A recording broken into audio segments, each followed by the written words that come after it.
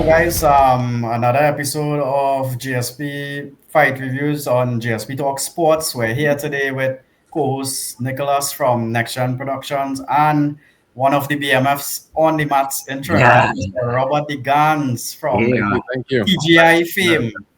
Yeah. Thanks, man. Thanks for having me.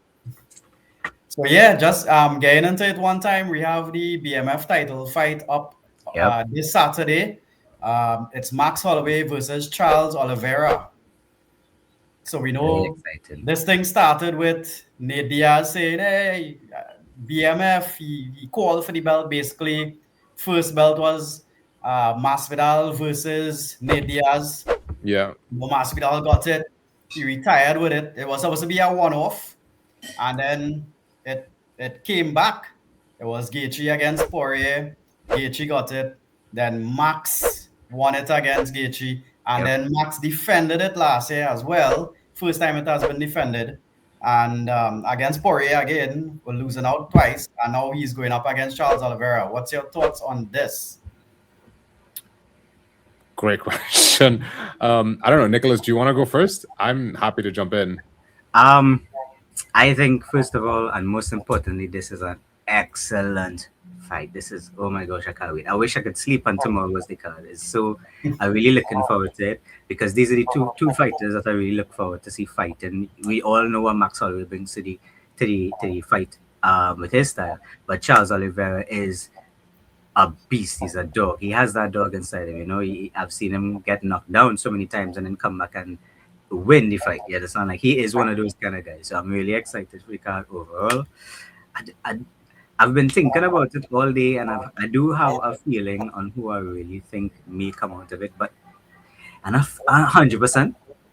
So like my mind has been saying Charles might take it. I know that's very controversial because Max has been showing us excellent form every single time, but Charles just have this kind of survivability and that ability to almost like come back from the dead, especially when he faces controversy.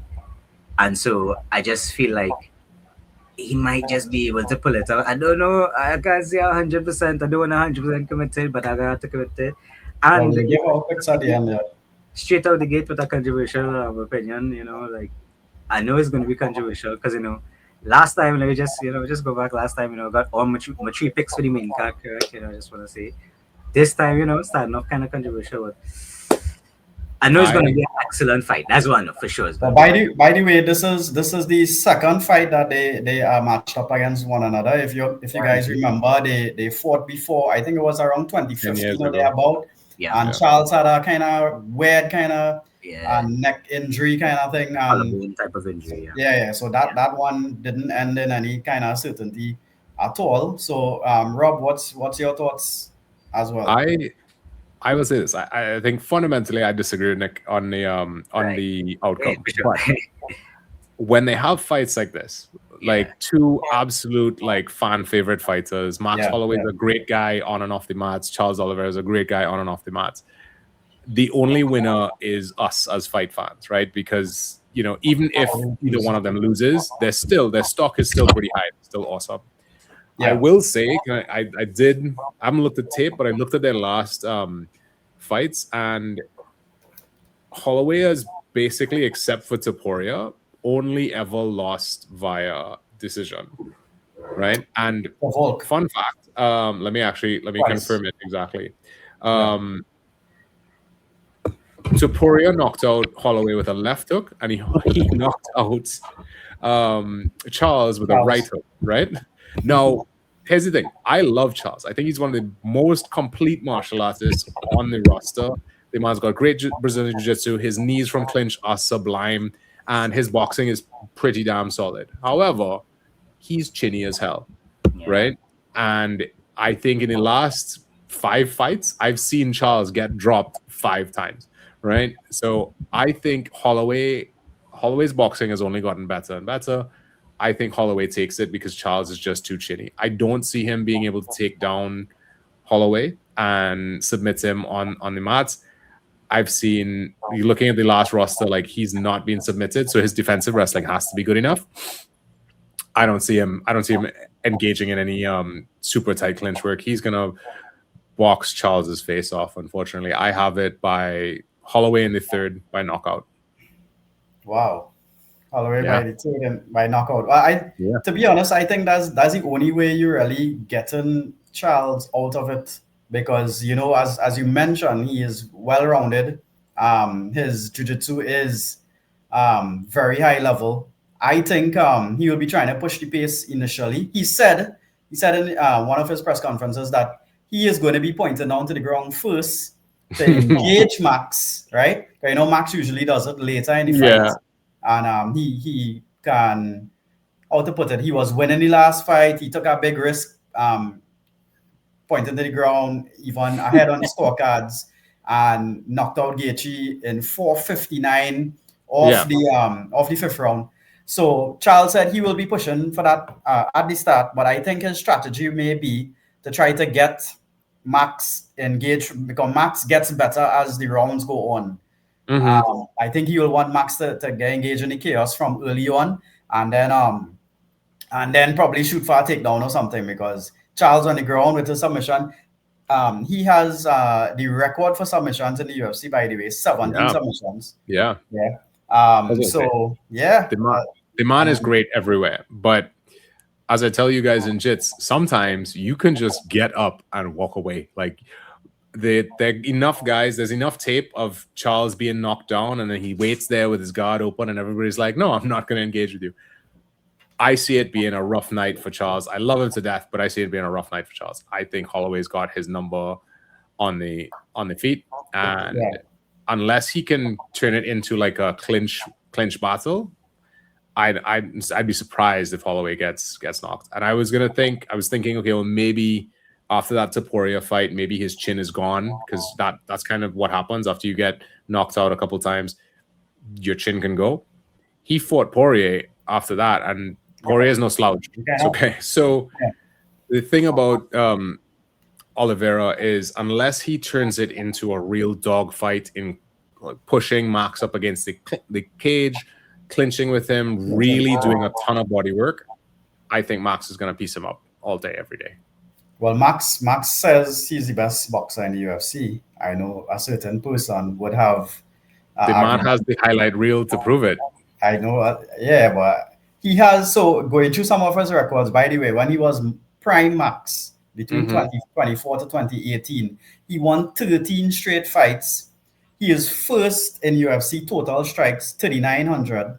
Well, 3,907. First in significant strikes, 3,655. He's tied third in KO or TKOs. He has, I think it's 11. Only Derek Lewis has 16, basically above him, and tied fourth for most wins on 23. So let's remember he beat Jose Aldo twice. Yeah, correct. Right? And he beat Brian Ortega, who has, I would say arguably very good jiu-jitsu on par, close to Charles Oliveira. So, and I looked at that Ortega fight and I was like, good God, Ortega's been the crap beaten out of him. So I don't know. I think Holloway is 2 steps ahead of Charles on the feet, and I don't think Charles is going to get him to the ground. You don't think Charles is going to get him to the ground? I don't think so. I'd be very surprised if that happens. Okay. I could see that, and as you mentioned, two of our favorite fighters. So I'm really finding it hard to choose here, right? Because Max, basically, from his Volkanovski losses, he has basically reinvented himself. And as I said, Ilya might have something to say about that. And also, to your point again, Max lands 48% of his strikes. So he basically lands 1 of 2 strikes that he throws. Charles, by the way, lands 29%, which is, let me say, 3 and 10. So everything is pointing to what you're saying there. So to me, the MMA math is pretty clear. I know that Charles going to get knocked out. Yeah, I know that we promised just the first one, but I'd love to talk about Caio Borralho and Renier de Ridder as the co-main. So I want to take your take. How do you feel about this fight? I think both of them coming off losses recently. I know RDR he has really high level kickboxing. Kaio, he was on a tear until he lost recently as well. This is a hard one for me to pick too. It could go either way. Yeah, I would say I think Renier had his stock was so high going into that Brendan Allen fight, and then Right. Brendan Yeah. Allen just shut him down. And to retire on this stool, like that's you saw how defeated Renier was. Like, I have nothing to give this guy. I don't know. Mhm. So Mhm. his stock fell a lot, but I think that his kickboxing against Kaio's kind of coming forward, I think Strickland showed everybody, hey, the Teep is really great at kicking people in the stomach and slowing them down. Yeah. If Renier makes the adjustments, sees like, okay, listen, I can't have what happened in Brendan Allen happen again. I think Renier takes this. I think 9 times out of 10, he will. He's been a terror for the division. He's been growing really rapidly, and everybody has been waiting for the fighting nerds to fail. And I think we seen a chink in their armor. My prediction for this one is a tough one, but I think RDR edges it. Um, I'd want to probably agree with you. Mm-hmm. If by somehow Cairo could get back to how he was going before, um, he could probably spring a bit of an upset. But again, this is 7 versus 8, so anything could happen. Anything could happen. Absolutely, absolutely. And they're both, you're right, both of them have come off of losses. Both of the hype trains have kind of like taken a beat, take a stop at Yeah, the yeah. station. I don't think we've seen the last of either of them. I think, No, I think however they have this a long turns way to out, go. it's certainly going to be a very interesting next set of Let's fights. see who comes back better. Yeah, with Renier. Renier's a established kickboxer, yet he's got 12 submissions on his record. True. Right? Yeah. So you've got somebody like that, and then you've got Kaio, who's tons of submissions as well. So I'm super excited to see the outcome. I think again, this is one of those. The winner is the fans. Yeah, I should probably give my picks as we go as well. Yeah. I would really wanna go Charles, just out of sentiment. I mean, Max probably has longer to go. Max is 34, but remember, Max started at 17. We basically seen him grow up in the UFC. Mm-hmm. I think he has, as I said, longer to go. I'd like Charles to get it. He never had it. Max has defended it. So, and then I'm going with I'll have to go with RDR as well in the Okay. co-main. Yeah. Okay. Moving on, we have Rob Front versus Raul Rosas Jr. Chiwiwi. Yeah, he joined at what, 17? He's 21 now.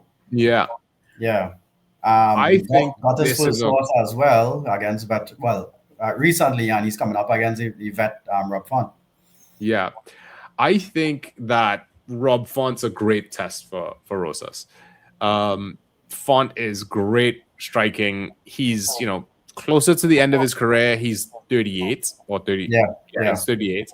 Yeah. So he's not going to get any faster. But if Rosas can't put away Rob Font, he's not going to get top 10. He's not ready right? yet. Like Yeah. he's that.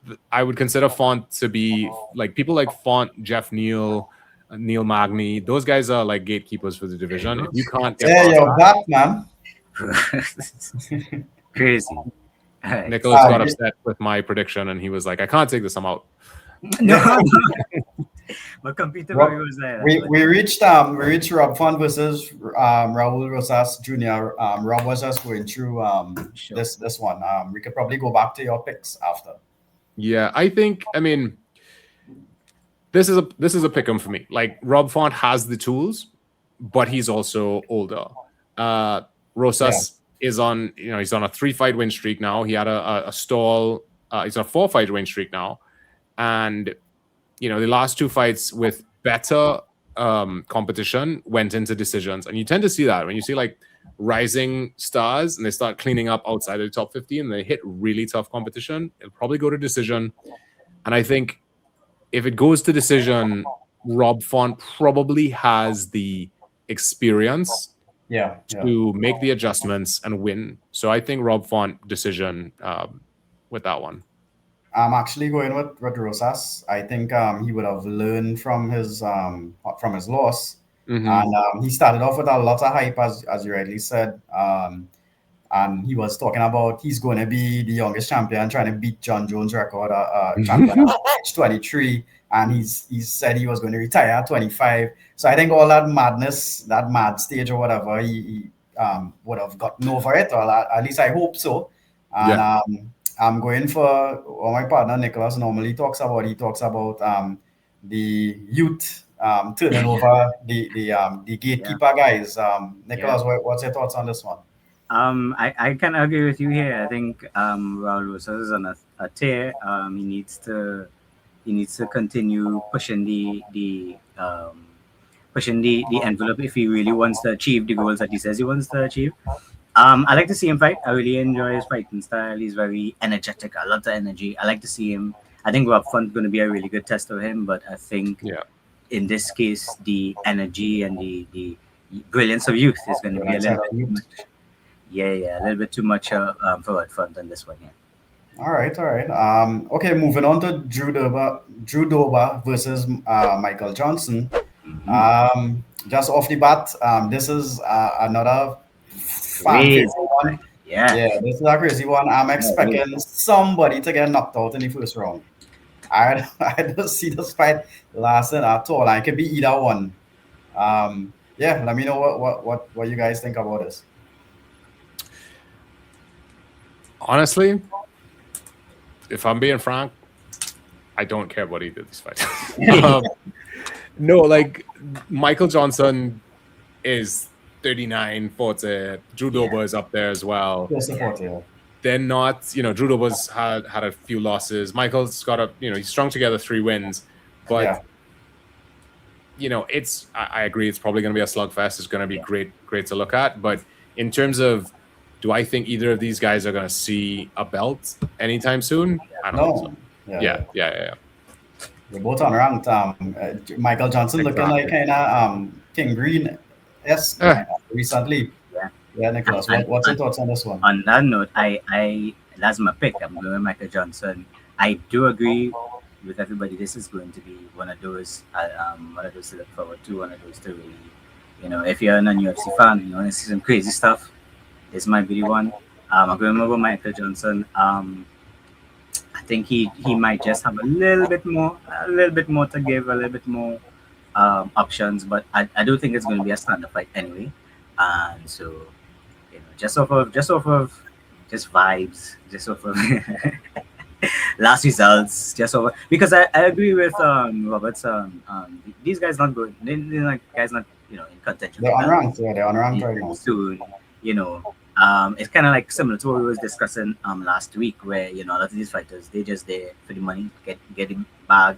Yeah, a couple last paydays. Yeah, and then see where you might land, because I could see Michael Johnson doing really good in another fighting promotion, same as judo. So they don't really have too much to gain or lose, but I think it's still going to be an exciting fight. So I'm going with Drew Dober in this one, just to oppose. Drew Dober has a neck and a chin like whoa. I expect him to do it against Michael Johnson. And then moving on to the first on the main card, we have Mr. RoboCop, Gregory Rodriguez versus Bruno Ferreira. These guys fought already actually, and Bruno Ferreira would have knocked out Mr. RoboCop. Yeah. So how do you see this one going? Oh boy. I think the hype train for RoboCop has been successfully derailed. Yeah. He's good, but he's been stalled by what I think should be surmountable opponents. And Bruno Ferreira has youth on his. Well, surprisingly, they're both born in 1992, which is funny because Bruno looks so much younger than. RoboCop looks like he's pushing 45. he's been through it. Put it that way. Yeah. So RoboCop's last loss was to Jared Cannonier, and I think that's a sign, because the Cannonier of old was terrifying, and now I guess since he's gotten into crystals, he's just not hitting as hard as he used to, and Cannonier is just not as scary. So if you've lost to Cannonier, which is a lower tier Cannonier, I think Bruno's probably gonna take it, because Bruno's last loss was to Abbas Magomedov, and you know Yeah. any of those last names are are terrifying. He Yeah. Yeah. beat Marvin Vittori, Jackson McVeigh, Armin Petrosian. So not exactly a murderer's row, but I think Bruno has the edge on him. And if I've knocked you out once before, unless you study me and you make all the adjustments, I'm probably going to knock you out again. Yeah, well, once you fighting somebody who lives in the mountains in Eastern Europe who wears a fuzzy hat and stuff, Yeah, you know yeah, you yeah. have to be worried. Yeah, yeah. So, Nicholas, what's your thoughts on this one? I am with Robert on this one here. I think Bruno's going to take it. I fully agree with the Bay Down. I think the what you call it, the Hachin definitely has been derailed. Um, I think this one is definitely going to be one for the Brazilian fans. It's going to be an exciting fight, nonetheless. I think. Brazil versus Brazil Yeah, violence. yeah, yeah. And I do think it's going to be an exciting fight. I'm not expecting a draw, a ball draw, um, because Rodriguez, he likes to fight. He likes to fight, and going for I think he's ranked number 15 right now. He could be ranked number 13 on Sunday or Monday, as they say. So, does that matter too much in the middleweight division? I'm not sure. We'll see. I will make up my mind if I think he's going to definitely be a contender after I see him on Saturday. But yeah, That's we'll fair. know for the win That's from my By the side. way, Mr. Rodriguez is a five-time Brazilian Jiu-Jitsu champion. I've Yeah, never seen him use any Jiu-Jitsu in the UFC though. only see him strike. Henry Cejudo is a gold medalist in wrestling. I haven't seen him wrestle much either. Uh, so, guys, Yeah. this was a lot of fun. I have to run, but I'll look forward to seeing what happens on Saturday. Yeah, Hi yes. guys, so it was great. Any closing thoughts, Nicholas? Um, can't wait to see it. Exciting fights coming up. Um, I'm really looking forward to this main card, the BMF champion. I think at one point in time they were saying, it's like a throwaway belt. They just, using it to Yeah, yeah, to have main cards and sell pay per views and stuff like that. Max Holloway has done a lot to, solidify its importance, and I really do think that even with me picking Charles, and like I said, I'm not fully 100% committed to it, but I'm committed to it. You yeah. know, um, I'm picking Charles. right. Yeah, I think it would be, and the only reason is because I think it's going to be really good to see another champion. yeah, yeah, That's one of the main reasons I'm leaning that way. Two, I think Charles deserves another. He is one of those kind of guys. Whoever you want him to fight, as long as he's healthy and he's ready to go, he's going to fight him. So, but we know what Max Holloway does. We know the kind of person he is, and it really is like I really can't fully believe that Max is going to get going to lose. And so for me, I think Charles might be able to catch him by submission if he wins. I think that want to go take him down there. Max's chin is a little bit too strong to really get knocked by Charles Oliveira, but Charles has power, and he's shown us that a good couple of times. And Max could get clipped. The thing is Charles Oliveira as technical in his boxing as Max Holloway? I think the advantage that we don't usually see until the night is that Charles tends to be bigger than his opponents. A lot of times, whoever he's Yeah. fighting is a very big lightweight. So I think there's a lot going for him in this fight. But overall, exciting night of fights for me. Yeah. Um, before I go on to the next thing, anything you want to say Sorry, before you go on. to the next thing? I just want to end talking about the fights. Right. So while you were out there, I was agreeing with you. Charles is a little bit older than Max. I would like to see him get it because he's a little bit closer to retirement. Yeah. Max still has some time to go. Max is talking about probably climbing his way back up to get a title fight. But yeah. The UFC title fight. And I would like to see Charles. Just he's one of the baddest men ever Yeah. in UFC. He has the record as well for the most amount of fight bonuses. How much is it? 21. He has the record and the record for submissions on 17. Yeah. And yeah, he's one of both of them are basically fighters and fight fans' favorites. I'm sorry I didn't get to ask this question while Rob was here, but what's your thoughts on a higher weight category BMF? So, like for example, just off the bat, I'm thinking somebody like Alex Pereira versus Chamayev. I've thought about it, but I've often wondered how does that work? Do we just make another BMF belt for the heavier weight They class? made the first one.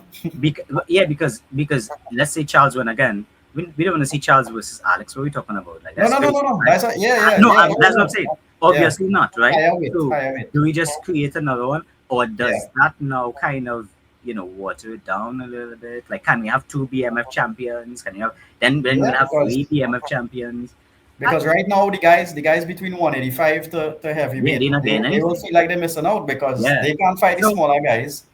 And you're only yeah, given like the 155ers or the yeah, 170s the yeah, chance for BMF.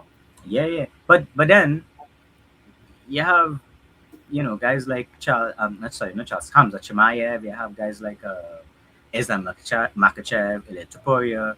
Well, he could come down and fight it, but you have those guys who also kind of hopping around on in their own weight classes. They win in this one here and then hopping up to another one, and then So I could see a situation where it could be a bit of a issue in the heavier division. But I do agree with you. I think maybe we get him a look in. I think so. Yeah. Yeah, because for example, if Alex Pereira were to, well, he is moving up to Yeah. He heavyweight he by the he way, and which is and there's talks that is either him and John Jones or him yeah. and Cyril Gane So on the White White House House card. card being the main fight. If that man wins his third belt, he is the BMF. Yeah. He will be the only man to win in three different weight divisions. Yeah. So Yeah. at that point in time, you have to make a heavier weight category BMF But then fight. who does he fight? John Jones? Well, John Jones has talked about, I think his hip or something. He has arthritis and he's thinking about retirement. So does he come out for one more? And then But after that, but what about this? What about Alex Pereira moving up to heavyweight yeah. to fight John Jones for BMF title? Well, that's what they do it. Well, put both on the line or something because if he's moving up, he's fighting for the For the undisputed belt. title. Yeah, yeah. Yeah, Well, for well, sure. no, it would be the So interim because we have an undisputed no, heavyweight. we don't. No, you remember? Or you mean It'll Tom be it'll Aspinall. be for the title because remember this boy with his eye poke Right, but he was the interim. no, he had gotten the title when John Jones Right, gave it up. right. Right. Yeah, he So was the undisputed. He had gotten right, the title without fighting. right. So what you're Right. saying, if if Pereira goes up, he's going to fight for the belt one time. Yeah, he's going to fight for the belt. So There's does that mean that Tom Aspinall vacates? well, he's injured, so he can't hold up the division. Because then it would be interim because he's around. It's not like he No, he's not around. He's injured. But if you're injured and you're out for a certain period of time, remember he had a second eye surgery. right. If you're out and you're holding up the division, So they move on. Tom's gonna have to vacate then. They move. He doesn't even have to vacate. They will strip him. Okay. If I think they did already, or what? Okay. I mean, I stand to be corrected, but I know for sure it will be for the undisputed title. Okay. Yeah, That'd be because very he interesting. will be out for a significant period of time with Yeah, with he that will. with that Yeah, recovery. yeah. Yeah, so Alex Pereira versus John Jones or Cyril Gane is for the undisputed title. That would be crazy. Yeah. That'd be If crazy. it's and as I said, if it's Alex Pereira versus John Jones, it could be for undisputed and BMF, or if Alex Pereira wins in the third weight category, then you do a BMF after. But I don't know who he fights at the higher weight category. Probably I think it could only be Chamaev to move up because I've heard that Chamaev is moving around at he is weighing Yes, at yeah, 240 something right now. 240 something, yeah. but how would that? I don't know how that would look. That would be because to me, Chimaev moving up to what heavyweight. He's walking around at 240 something, bro. He just Yes, won out a couple but of I'm weights. talking Yeah. about his skills and the skills he has, the skills that he has, and stuff like that. Yeah. You'll be confident against Pereira. Remember, he has his Fair enough. takedown game. Yeah, Right? yeah. Because I think he works well at the lighter divisions with his weight, with his type of fighting style. I think when you go up and you start fighting these big boys who they live at those weight sizes, like naturally, that's how they fight anyway. Yeah, I yeah. think he might run into some problems, but Point taken away. Stromae, he's a proper madman. So yeah, he's like the higher weight category. Marab, right, exactly, crazy guys. Yeah. So exactly. anyhow, so it was good. Yeah, BMF title, guys. yeah, We're yeah, all looking forward to it. yeah, JSP on JSP Talk Sports with Nicholas, and we yeah, had Rob. yeah, yeah, Yeah. yeah. So, before we go, Mhm. the official weigh-in for Road to Glory, it's at This Friday at 11. this Friday, 11 o'clock, Chancellor Hotel, St. Anne's Avenue, Port of Spain, 11 a.m. And just to recap some of the fighters, we have Damani Adams fighting Farnsworth. We have a guy named Peñas fighting a guy named Mims. He's coming from out of the USA. We have Charles from Trinidad and Tobago fighting an American called Sample. It's going to be a really, really, really good fight. We have good card. Sorry, we have Joshua James fighting a guy named Perez. So come on out, support. Come on, people, rough and tough. The weigh-ins is on Friday at 11. The fight card is on Saturday. I believe it starts at either 6. 6 or 7. 6. Yeah. 6 o'clock. Yeah. Where is it? Tell me again. It's Woodbrook Youth Woodbrook Facility. Youth Easy to Facility. find, right next to the National Stadium. Exactly. Right next to National Stadium. $100 a ticket for the regular seating. Can't go wrong. $200 skate side. Come out some local fights, then maybe we might throw up a little project or something. But come with some local fights and then go home and watch the UFC BMF title card on Saturday. It'll be a full night of fights. Excited. Yeah, guys. See some local action live and then going And to come watch. and support local. Yeah. Bro. A lot of these amateur fighters are preparing for international competition. They're getting the fights up, they're getting the numbers up, they're getting the confidence up. Come and support them and Support local. Yeah, guys. all the best, man.